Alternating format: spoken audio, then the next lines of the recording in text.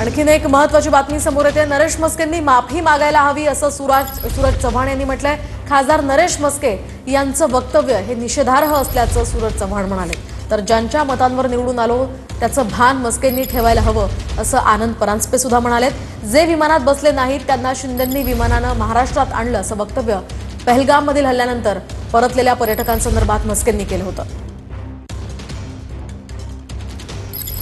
ते वक्तव्य खरोखर दुर्दैवी आहे।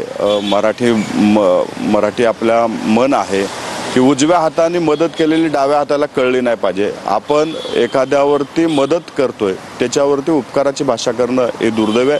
त्यांनी केलेलं विधान हे निषेधार्हच आहे। त्याच्यावरनं मला वाटतंय की त्यांनी त्या लोकांची माफी मागायला हवी।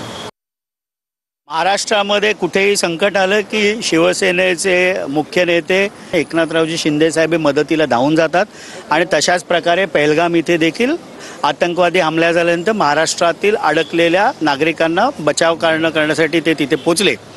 जे शिवसेनेचे खासदार नरेश मस्के यांनी जे वक्तव्य केले अत्यंत दुर्दैवी आहे। आपण ज्या जनतेच्या मतांमुळे निवडून आलो ते भान त्यांनी ठेवायला पाहिजे होतं आणि मला विश्वास आहे की माननीय उपमुख्यमंत्री एकनाथरावजी शिंदे साहेब देखील त्यांच्या ह्या वक्तव्याला मान्य करणार।